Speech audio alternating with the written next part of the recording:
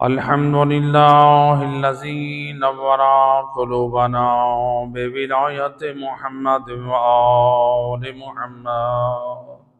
اللهم صل على محمد.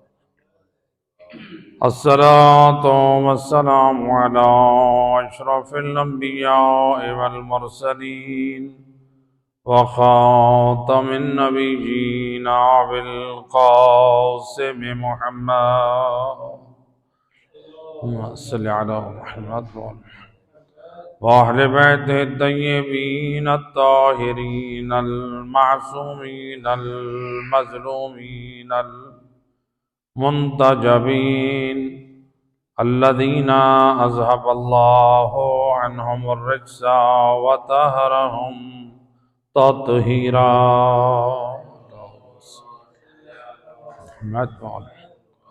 وَلَعْنَةُ الدَّائِمَةُ عَلَىٰ أَعْدَائِهِمْ أَجْمَعِينَ مِنْ يَوْمِ ظُلْمِهِمْ إِلَىٰ يَوْمِ الدِّينِ. أَمَّا بَعْدُ فَقَدْ قَالَ رَسُولُ اللَّهِ صَلَّى اللَّهُ عَلَيْهِ وَآلِهِ وَسَلَّمَ إِنَّ فَاطِمَةَ بَضْعَةٌ مِّنِّي صَلَوَاتُ صلی اللہ علیہ. ارباب عزا خمسہ مجالس عزا ایام فاطمیہ میں آج ہماری دوسری مجلس ہے، اور اس خمسہ مجالس عزا کا موضوع تھا ہماری رسومات اور جناب فاطمہ زہرا کا پاک کردار. تو اگر جناب سیدہ کا ہر حوبدار اپنی اصلاح کرے یا قرآن کے آئینے میں یا پھر 14 کے کردار اور ان کے پاک فرمان کے آئینے میں، یقیناً انسان کے وجود میں کوئی غلطی اور کوئی عیب نہ رہے. عام طور پہ انسان جو فطرت انسان میں ہے، انسان جب بھی نہاتا ہے اس کے بعد کنگا دینے کے بعد یا کہیں باہر نکلنے لگتا ہے تو اپنا حلیہ آئینہ کے سامنے دیکھنے کی کوشش کرتا ہے کہ اگر میرے چہرے پہ کوئی ایسا کوئی دھبا، کوئی نشان، کوئی چیز ہے جو میرے حسن میں رکاوٹ بن رہی ہے، اس کو زائل کیا جائے.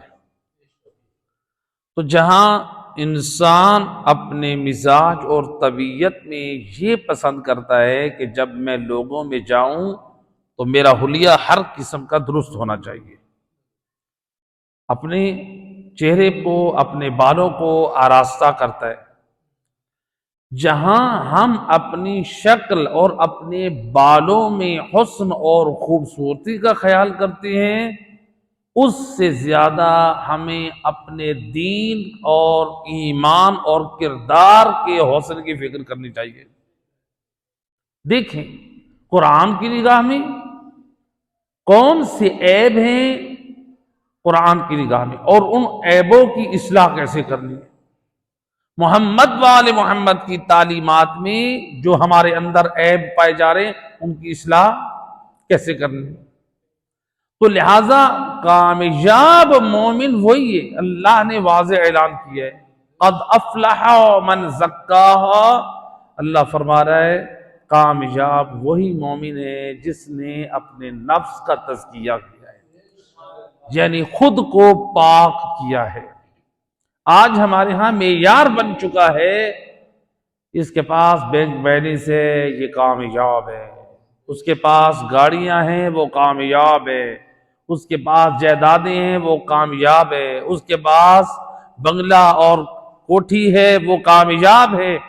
ہم دنیاوی نعمتوں میں اپنی کامیابی سمجھتے ہیں، جبکہ اللہ قرآن میں فرما رہا ہے مجھ اللہ کی نگاہ میں کامیاب مومن وہ ہے چاہے وہ مادیت میں معاشرے کا پسترین فرد کیوں نہ ہو، غریب ترین انسان کیوں نہ ہو، فاقوں کی زندگی گزارنے والا کیوں نہ ہو، اگر اس کا دامن گناہوں سے پاک ہے تو خدا فرما رہے ہیں مجھ اللہ کی نگاہ میں یہ مومن کامیاب ہے۔ اللہ اکبر، یا رسول اللہ، یا علی،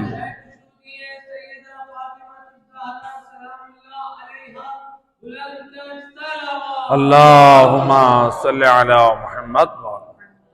لہذا اللہ قرآن میں ہماری کامیابی کا اعلان کر رہا ہے، کامیاب ہونا چاہتے ہو خدا کی بارگاہ میں تو پھر پاک کردار کے مالک بن جاؤ۔ اللہ کہہ رہے تب تم کامیاب ہو۔ تو یہ دنیاوی معیار اور ہیں اور اخروی معیار، اللہ کے نزدیک معیار کامیابی اور ہے۔ لہذا جناب فاطمہ زہرا سلام اللہ علیہا کی پاک سیرت، اس لیے کہ ہمارے وقت کے امام زمان علیہ السلام نے اپنی زبان عصمت سے ہمیں جو میسج دیا، کیا فرمایا؟ لی فی ابنت رسول اللہ اسوۃ حسنہ، یا الفاظ فی ابنت رسول اللہ لی اسوۃ حسنہ، میرے لیے، مجھ امام زمان کے لیے میری دادی زہرا کا وجود، ان کا کردار، ان کی افعال، ان کی سیرت نمونہ عمل ہے۔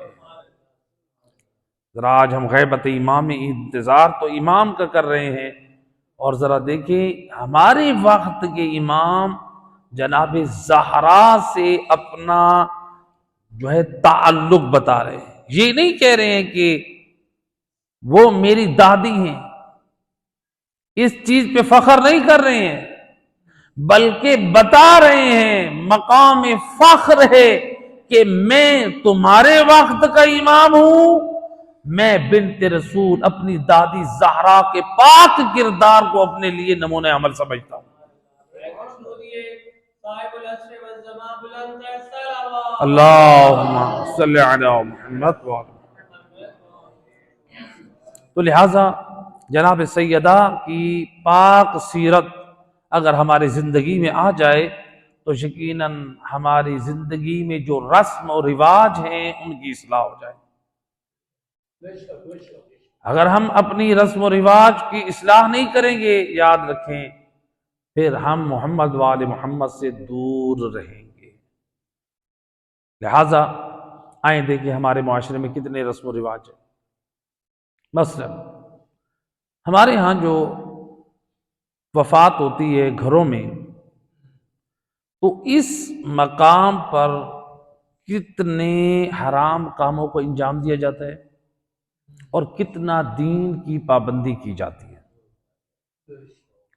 مثلا ان میں جو سب سے زیادہ حرام کا ارتکاب ہوتا ہے وہ کیا ہوتا ہے؟ صاحب مصیبت کے گھر میں، یعنی خاص طبقہ جو متدین دیندار ہوتے ہیں وہ تو نماز کا اہتمام کرتے ہیں، لیکن عام طور پر جو فوتگی والے گھر میں دیکھتے ہیں، صاحب عزا کے گھر میں لوگ نماز کو چھوڑ دیتے ہیں، اور یہاں تک کہتے ہیں کہ ہم نماز کو بعد میں قضا کر کے پڑھ لیں گے۔ نماز اس قدر واجب ہے اور نماز کو چھوڑا جا رہا ہے کہ ہم بعد میں پڑھ لیں گے۔ اب ہم جناب سیدہ کے کردار کی روشنی میں ہم اپنی اس غلطی کی اصلاح کیسے کریں؟ جب بنت رسول ہمارے لیے نمونہ عمل ہے، ہمارے وقت کے امام کے لیے آپ کا پاک کردار نمونہ عمل ہے، تو ہم اللہ اکبر، تو او جناب سیدہ نے وقت مصیبت ہم سب کو کیا میسج دیا؟ اے جناب سیدہ کے حوبدارو، عزادارو، تاریخ گواہ ہے سید الرسل کی وفات کے بعد 3 دن رسول اللہ کا جنازہ گھر میں پڑا رہا۔ امت اپنے مسئلے حل کر رہی تھی، رسول اللہ کا جنازہ 3 دن تک رسول کے گھر میں رہا۔ 3 دن جنازہ دفن نہیں ہونے دیا گیا۔ اب یہ جو 3 دن رسول اللہ کا جنازہ گھر میں تھا، کیا جناب فاطمہ زہرا نے ان 3 دنوں کی نمازیں چھوڑ دی تھی؟ ذرا ہم اپنے گھروں کا ماحول دیکھیں۔ اگر آج کسی گھر میں فوتگی ہو جائے، کسی کا باپ فوت ہو جائے، کسی کی ماں فوت ہو جائے، کسی کا جوان بھائی فوت ہو جائے، کسی کی بہن فوت ہو جائے، کسی کا بیٹا فوت ہو جائے، کیا وہ اپنی مصیبت کو ایک طرف رکھ کے اللہ کے واجب کو ادا کرتا ہے یا نہیں کرتا؟ جی اب انسان کو دیکھنا ہے کہ وہ کرتا ہے یا نہیں کرتا۔ اگر کرتا ہے تو اس کا مطلب ہے اس نے یہ درس کربلا والوں سے لیا ہے۔ اگر وہ مصیبت کو ایک طرف رکھ کے نماز کو اہمیت دیتا ہے، اس کا مطلب ہے وہ جناب زہرا کو اپنے لیے نمونہ عمل سمجھتا ہے۔ جناب زہرا نے کیا کیا؟ 3 دن بابا کا جنازہ گھر میں تھا، اور بی بی زہرا نے کیا کیا؟ جیسے ہی وقت نماز ہوتا، کائنات کی افضل ہستی رسول اللہ سید الانبیاء، بعد از خدا پوری کائنات میں سب سے افضل ہستی کا جنازہ بی بی زہرا چھوڑ کر مصلی عبادت پہ آ رہی ہے۔ کتنا عظیم پیغام دے دیا جناب زہرا نے، پیغام دے دیا کہ اے میری حبدار مومنات، اگر تمہارا باپ مر گیا، اگر تمہارا بھائی مر گیا، اگر تمہارا بیٹا مر گیا، اگر تمہاری ماں مر گئی، یاد رکھ تیرا باپ میرے باپ سے منزلت میں بڑا نہیں ہے۔ رسول اللہ کی عظمت و شان۔ جناب زہرا پیغام دے رہی ہیں اپنے حبداروں کو، اے مومنو، میرا بابا محمد مصطفیٰ جو سید الانبیاء ہے، جس کی محبت میں اللہ نے کل کائنات کو خلق کیا ہے، جب میں زہرا اپنے بابا کا جنازہ وقت نماز چھوڑ رہی ہوں، خبردار اپنے باپ اور رشتہ داروں کی مصیبت کے بہانے میں نمازوں کی قضا نہ کرنا۔ اللہم صلی علی ماشاءاللہ دیندار لوگ نماز پڑھتے ہیں، لیکن اس وقت یعنی وقت مصیبت میں بڑے بڑے دینداروں کا بھی امتحان شروع ہو جاتا ہے، وہ بھی نماز چھوڑ دیتے ہیں۔ میرا جی جوان بھائی مر گئے، میں کیسے نماز پڑھوں؟ اللہ اکبر، یہ کیا عذر ہے ہمارے پاس؟ میرا جی بیٹا فوت ہو گیا ہے، میں نماز کیسے پڑھوں؟ حسین کے بھی کربلا میں مارے گئے تھے، لہذا دیکھیں بی بی زہرا نے 3 دن جیسے ہی نماز کا وقت ہوتا، بی بی مصلی عبادت پر آ جاتی، بابا کا جنازہ اکیلا چھوڑ دیتی۔ اب ہو سکتا ہے دیکھیں سید الرسل کا جنازہ، ہو سکتا ہے ہمارے یہاں لوگ یہ سمجھیں رسول اللہ کا جنازہ چھوڑ کے، مثال کے طور پہ آپ فرض کیجئے ہم رسول اللہ کے زمانے میں ہیں، اور آپ کو معلوم ہو جائے کہ سید الرسل کا جنازہ ساتھ آپ صلی اللہ علیہ وآلہ وسلم کا جنازہ پڑھا ہے، اور لوگ کہیں کہ آؤ نماز پڑھتے ہیں، اور لوگ کیا کہیں ہم رسول کا جنازہ تنہا چھوڑ دیں اور نماز پڑھیں۔ یعنی عام طور پہ ہو سکتا ہے کہ بعض لوگ یہ سمجھیں ہم رسول کا جنازہ چھوڑ کے جا رہے ہیں، یہ توہین رسول کر رہے ہیں، لیکن جناب فاطمہ زہرا بتا رہی ہیں میرا بابا محمد مصطفیٰ سید الانبیاء، میں اپنے باپ کا جنازہ چھوڑ رہی ہوں اللہ کے فرض کی ادائیگی کے لیے۔ جناب زہرا نے بتا دی کہ اپنی مصیبتوں کے وقت میں نماز جیسے واجب فریضے کو نظر انداز نہ کرو، نماز کی معافی نہیں، اور انسان یہ کہے کہ، اور جناب زہرا جب مصلی عبادت پہ آتی، نماز مکمل کرنے کے بعد پھر اپنے بابا کے فرض ادا پہ آ جاتی۔ تو گویا بی بی زہرا نے اپنے لال حسین کے عزاداروں کو بھی پیغام دے دیا، اور میرے فرزند کے عزاداروں خبردار عزاداری کے نام پہ نمازوں کی قضا نہ کرنا، اور میں بھی اپنے بابا کی عزادار ہوں. دیکھو وقت نماز اللہ کا فرض ادا کیا ہے، پھر اس کے بعد اپنی بابا کی عزادار. جناب زہرا کے حوبداروں کو بی بی زہرا کا عملی پیغام ہے. کیا سمجھتے ہیں علیہ باللہ بی بی زہرا نے نمازیں چھوڑ دی تھی؟ اگر کوئی یہ ایمان رکھتا ہے تو اپنے ایمان کے بارے میں فکر کرے کہ دختر رسول، بنت رسول، بضعت الرسول جو ہے وہ نمازیں چھوڑ دے. تو لہذا اب دیکھیں جناب زہرا اپنے بابا کے جنازے کو چھوڑ کر نماز کا اہتمام کر رہی ہیں. اب یہ بی بی کی اس پاک سیرت کا ملاحظہ کون کر رہا ہے؟ اس پاک سیرت کا ملاحظہ کیا ہے جو اپنی آنکھوں سے جو ہستیاں گواہ ٹھہری، وہ ہیں امام حسن مجتبی، وہ ہیں امام حسین مظلوم کربلا، وہ ہیں بی بی زینب عالیہ، وہ ہیں بی بی ام کلثوم.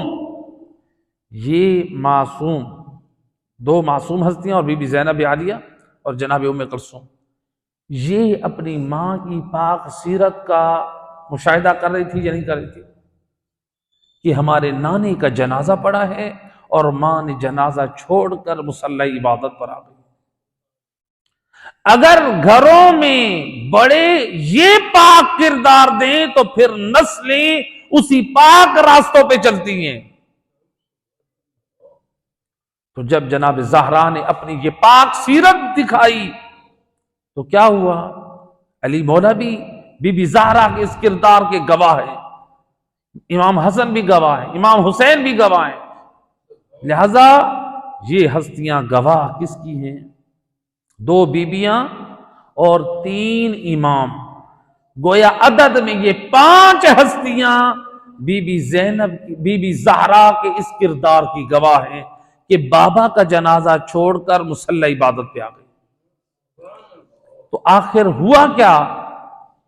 ہوا یہ کہ جب امام علی کو ضربت لگی مسجد کوفہ میں، امام حسن اور امام حسین نے روتے ہوئے جب سنبھالا بابا کو، امام علی علیہ السلام نے کیا کہا؟ فرماتے ہیں بیٹا حسن پہلے ان نمازیوں کو نماز پڑھاؤ.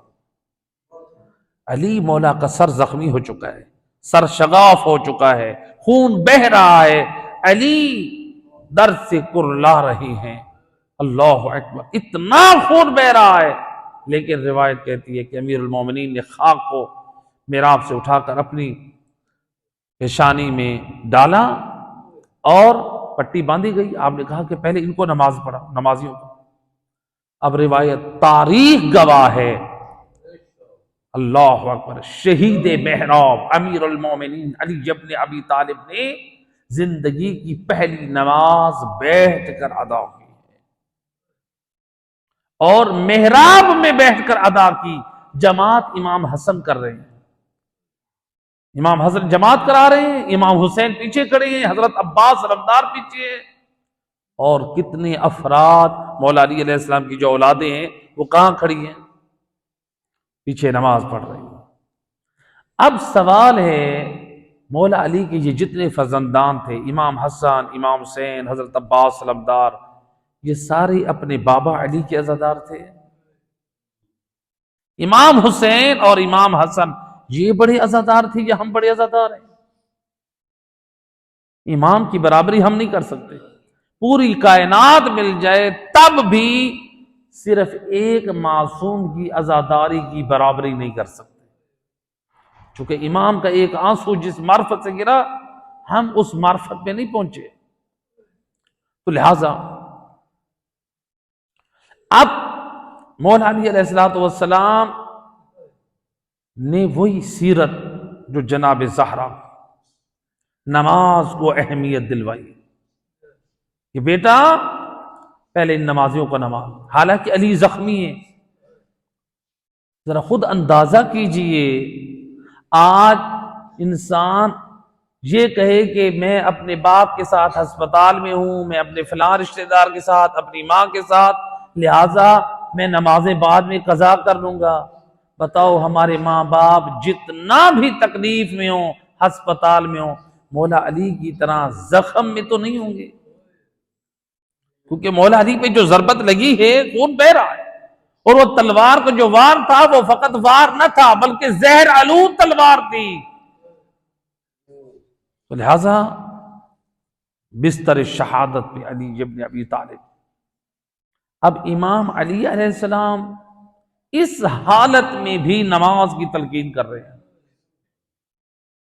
امام حسن امام حسین یہ ساری اولاد عزادار ہیں. تو لہذا اب دیکھیں سیرت کا آغاز کہاں سے ہوا؟ وقت مصیبت جناب زہرا سے. بابا کا جنازہ چھوڑ کے نماز کو مقدم کیا. پھر سیرت کا حصہ آگے چلا، امام علی نے خود کہا کہ نماز پہلے قائم کراؤ. امام حسن امام حسین نے نماز پڑھی، ساری اولاد نے نماز پڑھی، اور پھر امیر المومنین جو زخمی تھے آپ کو پھر گھر لے جایا گیا. اب دیکھیں جب امام حسین یہ سیرت دیکھ چکے تھے اپنی آنکھوں سے، ماں زہرا کی سیرت اور بابا کی، تو کیا کیا؟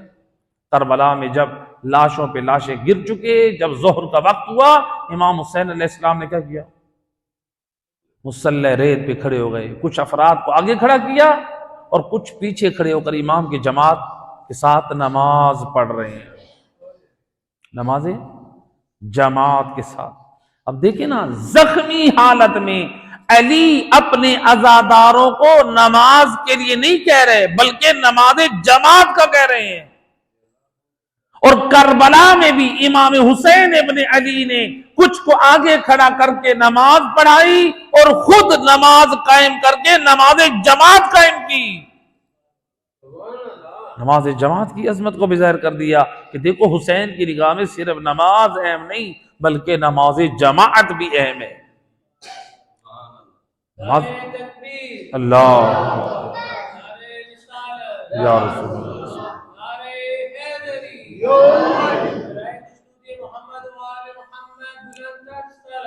اللہم صلی اللہ. لہذا نماز اہم ہے، نماز جماعت بھی اہم ہے. امام حسین نے بھی نماز قائم کی. اب امام حسین کے عزادار نہیں تھے. آج ہم یہ کہیں کہ عزاداری کے نام پہ نمازیں چھوڑ دیں.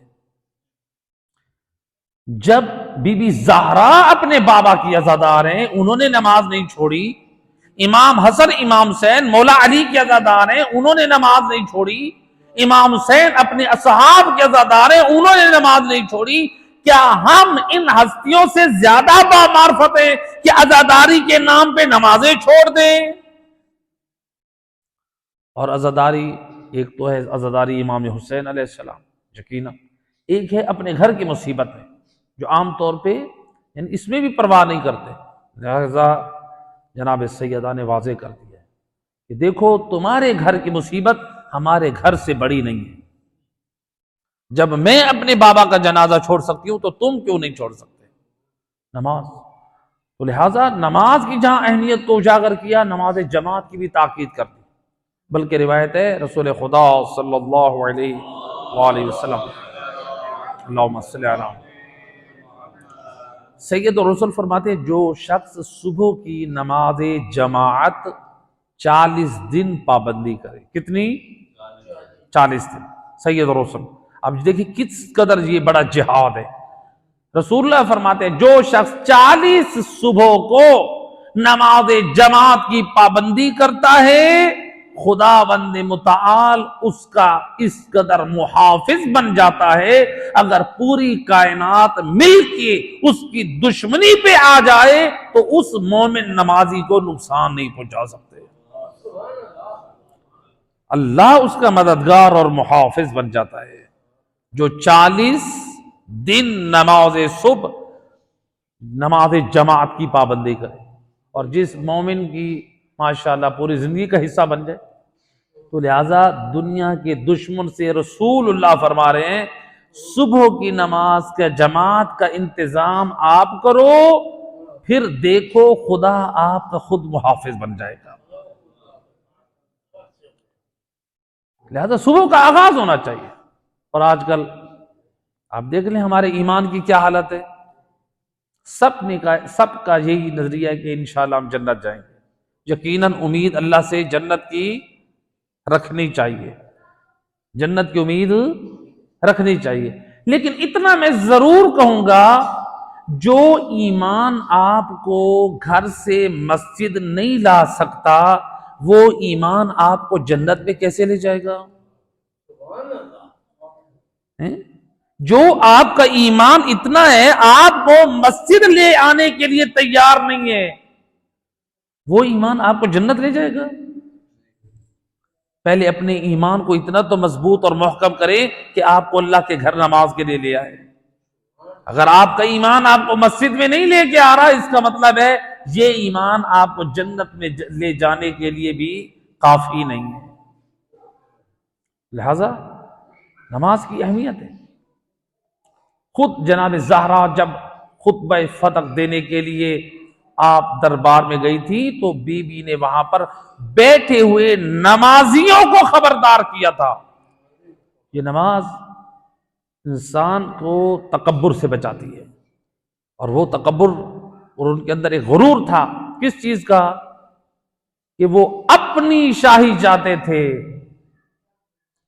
اور جناب زہرا گویا ان کو قرآن کی اس آیت کا میسج دینا چاہ رہی ہیں، تم نمازی تو بن گئے ہو، نمازی بننا کافی نہیں ہے. نماز ان الصلاۃ تنہا عن الفحشاء والمنکر، نماز بے حیائی اور برائی سے روکتی ہے. لہذا جناب زہرا نماز کا ذکر کر کے قرآن کی اس آیت کے ذریعے سے میسج دینا چاہتی ہیں، نمازی بنے ہو تو نماز انسان کو برائی سے روکتی ہے، اور تم اگر نمازی بن کے حق غصب کرو گے تو اس کا مطلب ہے وہ نمازیں تمہارے ایمان کے لیے کافی نہیں ہیں. وہ نماز بے فائدہ ہے. جیسا کہ ملتا ہے کہ امام جعفر صادق علیہ الصلوۃ والسلام، اللہم صلی علی محمد وعلی، امام فرماتے ہیں جو شخص یہ پسند کرتا ہے، جو شخص یہ پسند کرتا ہے کہ میں یہ جانوں کہ کیا میری نمازیں قبول ہیں یا نہیں. آج بہت جوان یہ کوشچن بھی کرتے ہیں کہ مولانا صاحب کوئی ایسا عمل بتائیں جس سے ہمیں یقین ہو جائے ہماری نمازیں قبول ہیں. وارث قرآن نے زبان عصمت سے بڑا عظیم پیغام دیا. فرماتے ہیں اللہ قرآن مجید میں، قرآن کی آیت مجیدہ کے مطابق، ان الصلاۃ تنہا عن الفحشاء والمنکر، نماز انسان کو بے حیائی اور برائی سے روکتی ہے. امام فرماتے ہیں جس قدر تمہاری نمازیں تمہیں بے حیائی اور برائی سے دور رکھتی ہیں، اتنی مقدار میں تمہاری نمازیں قبول ہیں. اگر نماز ہے لیکن انسان بے حیائی اور برائی کی طرف ہے تو اس کا مطلب ہے وہ نمازیں قبول نہیں ہیں.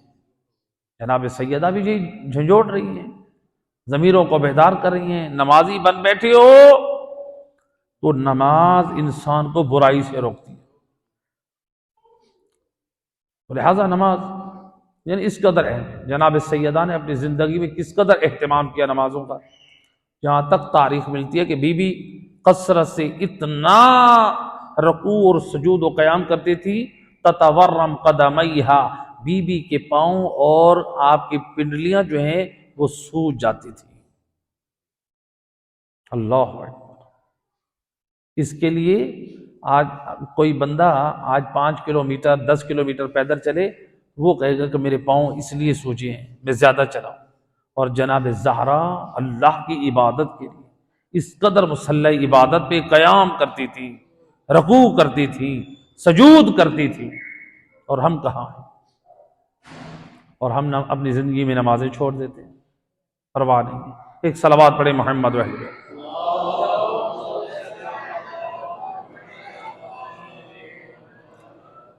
لہذا نماز بھی نہیں، بلکہ نماز کو اول وقت میں، جناب زہرا اپنے بابا کا جنازہ جو چھوڑتی تھی وہ اول وقت میں نماز کے لیے اٹھتی تھی.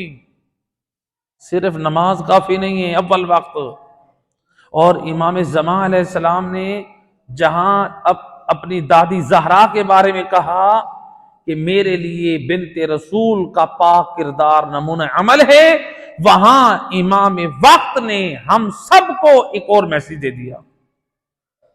آج ہم غیبت امام میں امام کی سلامتی کا صدقہ نکالتے ہیں. امام علیہ الصلوۃ والسلام کے لیے بعض لوگ عقیقہ کرتے ہیں، امام زمان علیہ السلام کے نام پہ ادارے قائم ہوتے ہیں، یقیناً ہونی چاہیے۔ امام علیہ السلام کے تاجیر کے لیے ہم دعا کرواتے ہیں، بے شک یہ سارا کچھ، لیکن امام زمان علیہ السلام ہم سب کو ایک میسیج دے رہے ہیں، اے غیبت میں میرا انتظار کرنے والوں، میرے انتظار کی دعا کرنے والوں، میرے سلامتی کے لیے صدقہ دینے والوں، دعائے ندبہ کی تلاوت کرنے والوں، اعمال خیر انجام دینے والوں، میری خدمت میں سلام پہنچانے والوں، سن لو۔ امام ایک عظیم میسیج دے رہے ہیں، فرماتے ہیں ملعون ملعون من اخر العشاء الى ان تشتبق النجوم، فرماتے ہیں ملعون ہے وہ شخص جو رات کو نماز عشاء اتنی دیر سے پڑھے کہ آسمان پر ستاروں کی چادر آ جائے۔ امام فرماتے ہیں ملعون ہے۔ ملعون کا کیا مطلب؟ لعنتی۔ کیا مطلب؟ امام نے کیوں ملعون کہا؟ ہم اور آپ کسی کو ملعون کہہ دیں تو ہو سکتا ہے کہ وہ لعنت اس تک نہ پہنچے، جیسا کہ روایت معصوم فرماتے ہیں کہ جب انسان کسی پہ لعنت کرتا ہے تو اگر وہ اہل ہوتا ہے تو لعنت اس تک پہنچتی ہے، اگر اہل نہیں ہوتا وہ عرش تک منڈلاتی ہے۔ ملائکہ کہتے ہیں بار الہ اب اس لعنت کا کیا کریں؟ تو خدا کی طرف سے آواز آتی ہے جس نے لعنت بھیجی تھی واپس اسی کی طرف پلٹا دو۔ لہذا امام علیہ السلام نے جو ملعون کہا ہے، کیا مطلب؟ ملعون کا مطلب یعنی رحمت خدا سے دور، رحمت خدا سے دور یعنی جنت سے محروم۔ امام کیا لعنت کرنے کا یہ مطلب ہے۔ نبی اور امام جس پر لعنت کر دیں وہ جنت میں نہیں جا سکتا، جہنم میں جاتا ہے۔ امام اور نبی کی لعنت کا یہ معنی ہے، یعنی یہ شخص جہنمی ہے، اس کی بخشش نہیں ہے۔ ذرا اندازہ کریں، نبی اور امام کی لعنت یہ معنی اور مراد رکھتی ہے۔ امام کیا کہتے ہیں؟ جو نماز عشاء کو دیر سے پڑھے۔ اور پھر امام علیہ السلام نے فرمایا کہ ملعون ملعون من اخر الغداء الى ان تنقضي النجوم، فرماتے ہیں سن لو میرے حبدارو، ملعون ہے وہ شخص جو صبح کی نماز کو اتنی دیر سے پڑھے کہ آسمان سے ستارے غائب ہو جائیں۔ صبح کی نماز بھی دیر سے پڑھے اور عشاء کی نماز بھی دیر سے پڑھے۔ یہ امام کی نگاہ میں وہ افراد جہنمی اور لعنتی بنے جو نماز دیر سے پڑھے۔ ذرا سوچیں جو لوگ نماز نہیں پڑھتے امام کی نگاہ میں ان کا کیا مقام ہوگا؟ اپنا محاسبہ کریں۔ ہم کہتے ہیں ہماری مجبوری ہے، ہم کیا کریں؟ جناب زہرا سے بڑی مجبوریاں ہیں۔ بی بی زہرا نے اپنے بابا کی مصیبت جنازہ گھر میں 3 دن پڑا تھا رسول اللہ کا، بی بی جنازہ چھوڑ کے مصلی عبادت پہ آ گئی۔ بی بی سے بڑی مجبوریاں ہیں ہماری، لہذا نماز کو اہمیت دیں، اپنے بچوں کو، اپنے جوانوں کو نماز کی طرف رغبت دلائیں اور اول وقت کا میں اہتمام کریں، اول وقت میں۔ اور نماز جماعت میں بھی کوشش کریں اول وقت کا اہتمام ہونا چاہیے۔ بعض لوگ ہوتے ہیں کاروباری لوگ یا دوسرے لوگ، وہ کیا کہتے ہیں ہماری سہولت کے مطابق نماز جماعت ہونی چاہیے۔ اس کا مطلب ہے ہم دین کو اپنی مرضی سے چلانا چاہتے ہیں، ہم دین پر نہیں چلنا چاہتے۔ کیوں نہیں کرتے ہم؟ ایران، عراق میں، پوری عرب کنٹریز میں جیسے ہی زوال ہوتا ہے اس کے 10 منٹ بعد نماز جماعت شروع ہو جاتی ہے۔ کیوں نہیں ہوتا ہمارے یہاں ایسا؟ بعض جگہ ہیں، بعض ملتان میں بعض جگہ ہیں جہاں پر نماز اول جماعت اول وقت میں ہوتی ہے۔ اسی طرح سے کراچی میں، لاہور میں، بعض شہروں میں بعض مساجد ہیں جہاں اول وقت میں پابندی کی جاتی ہے۔ تو ہماری ہر مسجد میں نماز جماعت اول وقت میں، یہ اہل ایمان کی ذمہ داری بنتی ہے۔ صلوات پڑھیں محمد اہل بیت، بار دیگر بآواز بلند صلوات۔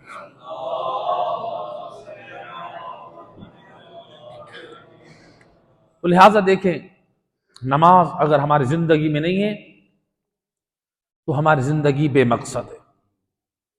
جناب زہرا کا پاک کردار، پاک سیرت، جناب زہرا تو نافلہ نمازوں تک نہ چھوڑتی تھی کہ آپ کے کمرے میں مصلی عبادت کے لیے جگہ ہر وقت تیار ہو، جس وقت چاہیں بیوی وہاں پر نوافل ادا کرے.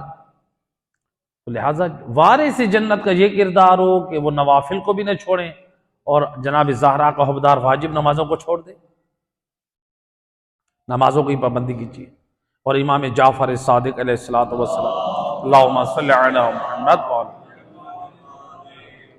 امام فرماتے ہیں اپنے حبداروں کے نام، فرماتے ہیں ایک واجب نماز ادا کرنا 20 حجوں سے افضل ہے.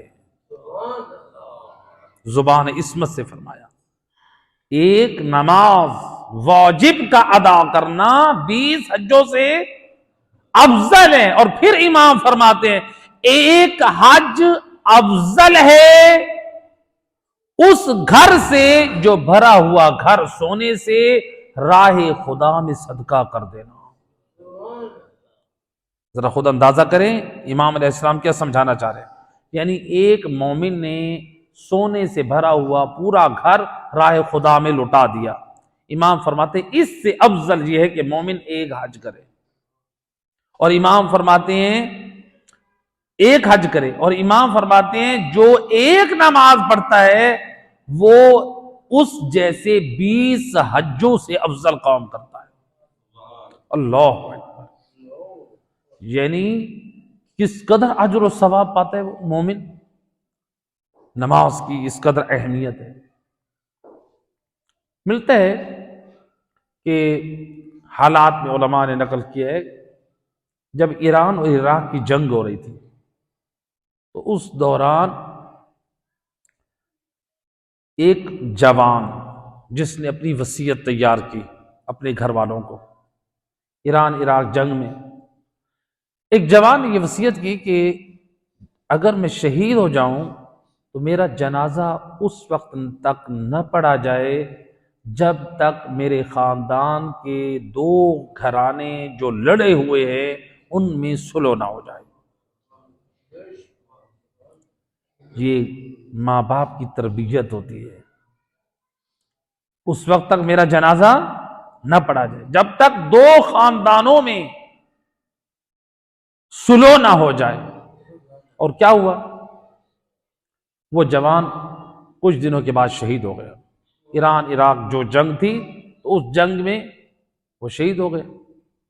اب باڈی آ گئی، جنازہ تیار ہے، دور دراز سے آئے ہوئے لوگ، رشتہ دار، محلے والے، علماء سب جمع، لیکن جنازہ نہیں اٹھا رہے. اعلان کر دیا ہم جنازہ نہیں اٹھائیں گے جب تک یہ 2 خاندان آپس میں صلح نہ کر لیں. یہ مرحوم کی وصیت تھی اور ہم اپنے بیٹے کا جنازہ نہیں اٹھائیں گے. اب جب وہ جو لڑے ہوئے خاندان تھے ان کے کانوں میں پہنچا کہ وہ جوان ہماری اتنی خیر چاہتا تھا، اتنی خیر چاہتا تھا کہ میرا جنازہ نہ اٹھے جب تک ان دونوں میں صلح نہ ہو.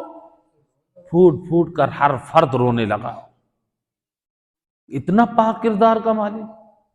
بالآخر ان تمام رشتہ داروں نے آپس میں صلح کی.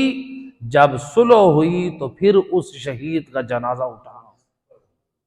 اب ذرا دیکھیں کتنا عظیم پیغام دیا ایک جوان نے.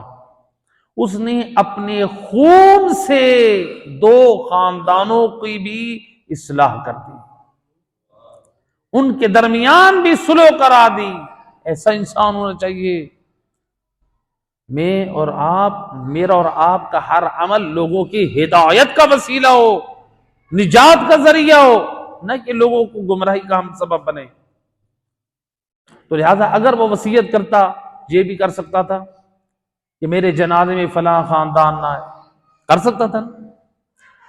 ایک سائڈ والوں کی طرف داری کرتا اور دوسرے کی مخالفت کرتا، وصیت کر سکتا تھا. نتیجہ کیا نکلتا؟ نسل در نسل نہ جانے کہاں تک دشمنی کو ہوا ملتی اور خاندانوں میں نفرت اور بغض اور عناد اور یہ شرارت قائم رہتی. لیکن اس نے کس قدر خدا اور محمد و آل محمد کی خوشنودی کا کام کیا کہ دو خاندانوں میں صلح ہو گئی اور لوگوں کے لیے بہترین نمونہ عمل بن گیا۔ ہم بھی لوگوں کے لیے، لوگوں کے درمیان صلح و صفائی کا وسیلہ بنے۔ امام زین العابدین علیہ الصلوۃ والسلام، اللہم صلی علی محمد، امام علیہ السلام جب دو مومنوں کے درمیان صلح کرواتے تھے تو امام علیہ السلام سجدہ شکر انجام دیتے تھے، اور آج ہم مومنین کو لڑوا کر خوش ہوتے ہیں اور پارٹیاں کھاتے ہیں اور کہتے ہیں کہ کتنا مزہ آیا، اہل بیت کو، خدا کو ناراض کیا۔ اللہ کے رسول فرماتے ہیں جو کسی مومن سے لڑائی کرتا ہے وہ مجھ مصطفیٰ سے جنگ کے لیے تیار ہو جاتا ہے۔ مومن سے لڑائی کرنا مجھ مصطفیٰ کے ساتھ جنگ کرنا ہے۔ یہ ہماری کیا حالت ہے اور اہل بیت ہمیں کیا تعلیم دے۔ تو لہذا نماز کو معمولی نہ سمجھے، نماز یہ وہ اہم، اور اس کو اول وقت میں انجام دیں۔ اول وقت میں مومن کی پہچان بتائی گئی ہے۔ امام جعفر صادق علیہ الصلوۃ والسلام، اللہم صلی علی محمد وعلی، امام فرماتے امتحنوا شیعتنا عند مواقیت الصلاۃ، امام فرماتے ہمارے شیعوں کو پہچاننا ہے تو اول وقت نماز پہ پہچانو۔ جو اول وقت میں مصلی عبادت پہ نظر آئے سمجھو وہ جعفر صادق کے شیعہ ہیں۔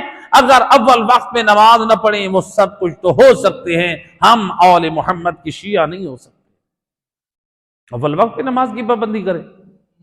ملتا ہے کہ ایک عالم دین گاڑی میں آ رہے تھے ایران میں، اور انہوں نے دیکھا کہ نماز کا ٹائم بھی ہوا چاہتا ہے، تو دور سے دیکھتے آ رہے ہیں کہ جس سڑک سے آ رہے ہیں کہ سبزے والی سائڈ پر ایک چرواہا اپنی بکریوں کو چرا رہا تھا۔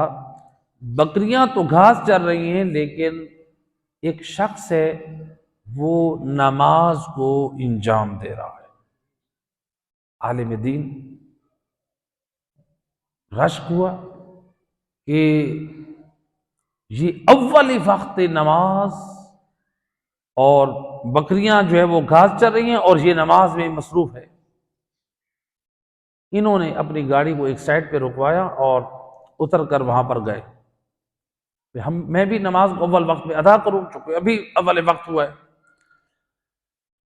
جب اس بزرگ کے پاس گئے کہا کہ یہ آپ نے اول وقت نماز کا اہتمام کہاں سے سیکھا، یہ درس کہاں سے لیا؟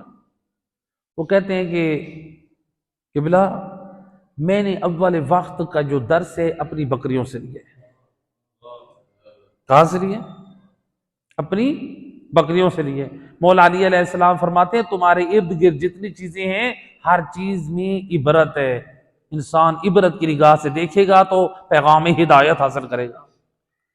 وہ کہتے ہیں قبلہ میں نے اپنی بکریوں سے یہ نماز جماعت کو اول وقت میں پڑھنے کا درس حاصل کیا۔ وہ کہتے ہیں وہ کیسے؟ کہتے ہیں کہ جب میرا جانے کا ارادہ ہوتا ہے میں ان کو آواز دیتا ہوں تو یہ سارے دوڑے چلے آتے ہیں میری طرف، کوئی یہ نہیں کہتا کہ ابھی میں نے گھاس کھانا ہے، ابھی میں نے پانی پینا ہے۔ میں ان کا مالک ہوں، میری ایک آواز پہ یہ دوڑ کر آتے ہیں، اور جو ہم سب کا حقیقی مالک ہے جب اس کی طرف سے اذان کا بلاوا آئے میں نہ جاؤں تو یہ بے وفائی ہے۔ جب جانور اپنے مالک کی صدا پر لبیک کہہ کر دوڑے تو میں نے سمجھ لیا جب رب کی طرف سے بلاوا آئے تو ہمیں بھی فوراً دوڑنا چاہیے۔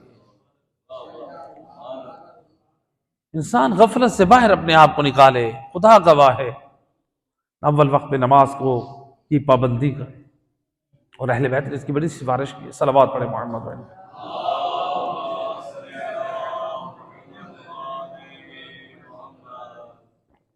بارے دیگر آوازیں بولیں صلوات۔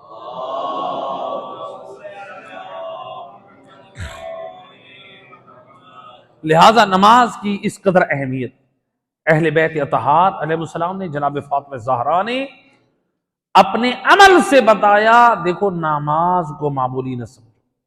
تو لہذا جو لوگ وقت مصیبت نماز کو چھوڑ دیتے ہیں، وہ یہ یاد رکھیں کہ کل میدان معاشر میں رسول اللہ کا بھی سامنا کرنا ہے، جناب زہرا کے پاس بھی جانا ہے۔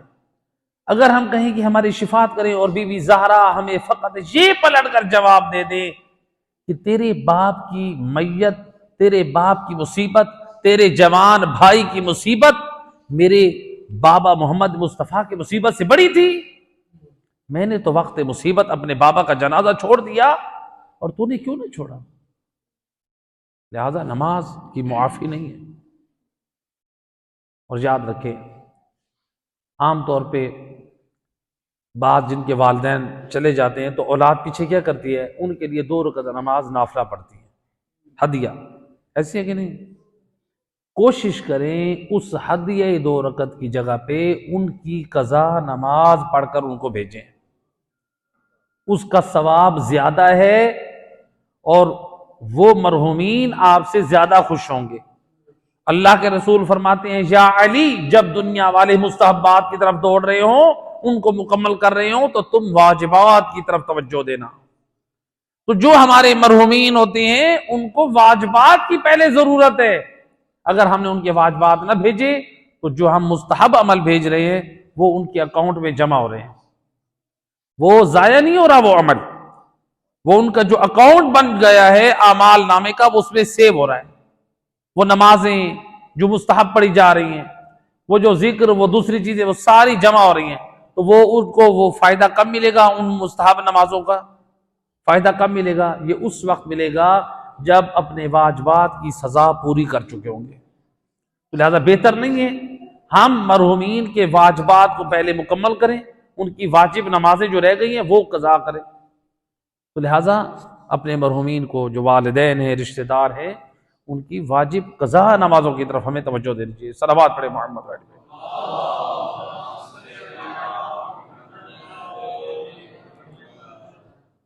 لہذا اس دین کو بچانے کے لیے اہل محمد نے بڑی قربانیاں دی ہیں، اور ان قربانیوں میں ایک بڑی قربانی جناب زہرا کی ہے۔ کربلا میں حسین نے دین کو بچانے کے لیے قربانیاں دی۔ علماء کہتے ہیں علی نے دین کی بقا کے لیے فاطمہ زہرا کی قربانی دی۔ اجرکم علی اللہ۔ روایت کہتی ہے آئے ہیں مسلمان در زہرا پہ، جس دروازے پہ نبی رک کے آئے تطہیر کی تلاوت کرتے ہیں۔ اجرکم علی اللہ، دروازے پہ شعلے بلند ہیں۔ روایت کہتی ہے ایک شخص نے دروازے کو دھکا دیا، بنت رسول در و دیوار کے درمیان ہے، کھجوروں کی لکڑیوں سے بنا ہوا دروازہ، لوہے کی میخیں لمبی لمبی اس کے اندر پیوست ہیں۔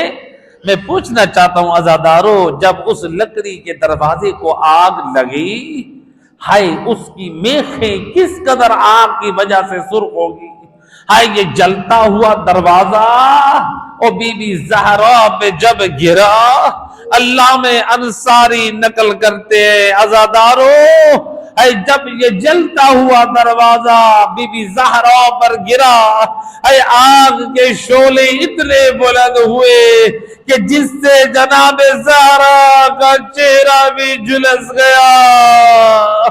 اجرکم علی اللہ۔ ہے عزادار اور روایت کا جملہ، ایک شخص نے دروازے کو دھکا دیا، بنت رسول در و دیوار کے درمیان۔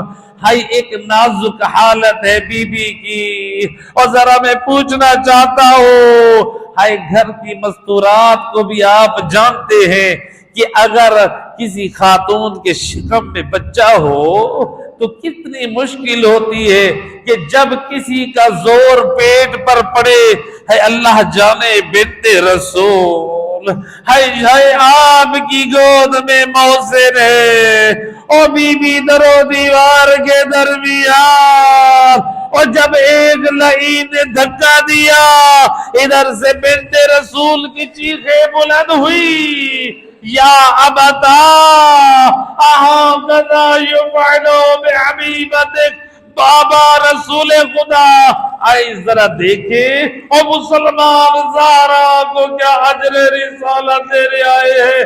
اجرکم علی اللہ آزادارو.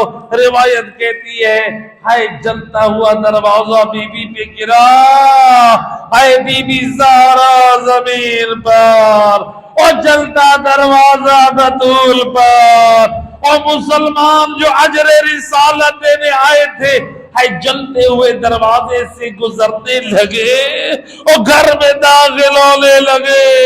لیکن روایت کہتی ہے ایک ملعون اور دروازے پہ کھڑے ہو کر ٹھوکرے مار رہا ہے، اور فقط دروازے کی لکڑیاں نہ ٹوٹی بلکہ بنت رسول کی پسلیاں ٹوٹی.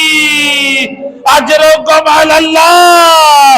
اے عزادارو علامہ انصاریات نقل کر رہے تھے جب وہ پڑھ رہے تھے تہران میں کہ بی بی زہرا کی پسلیاں ٹوٹی. اس محفل میں ایک مومن روتا رہا، مجلس برخاست ہو گئی، وہ روتا رہا، اور مومنین چلے گئے، وہ رو رہا ہے. پوچھا اے مومن بتا کیا تجھے کوئی پریشانی ہے، کیا تجھے کوئی مصیبت یاد آ گئی؟ وہ کہتے قبلہ اور مجھے اپنی مصیبت نے نہیں رلایا، اور میں بنت رسول کی مصیبت کو یاد کر کے رو رہا ہوں. قبلہ میں ہڈیوں کا ڈاکٹر ہوں، اور جب کسی مریض کی ہڈی ٹوٹتی ہے اور جب اسے ہاتھ لگے تو درد ہوتا ہے، لیکن اگر کسی کی پسلی ٹوٹ جائے اور اس کے لیے سانس لینا مشکل ہوتا ہے، اور میں اس بات کو یاد کر کے رو رہا ہوں. اور بنت رسول ہائے 75 یا 95 دن ہائے کیسے زندہ رہی اور کیسے درد کو برداشت کرتی رہی. اجرکم علی اللہ. ہے عزادارو اس لیے تو روایت کہتی ہے بی بی کہتی تھی اللہم عجل وفاتی سریعا، او میرا اللہ زہرا کو جلدی اٹھا لے، اور زہرا دنیا والوں سے تھک چکی ہے. اجرکم علی اللہ. آزادارو ہائے یہ جلتا دروازہ بطول پر ایک لعیر پاؤں کی ٹھوکرے مار رہا ہے، اور زہرا کی پسلیاں الا لعنت اللہ علی القوم الظالمین وسيعلم الذين ظلموا أي منقلب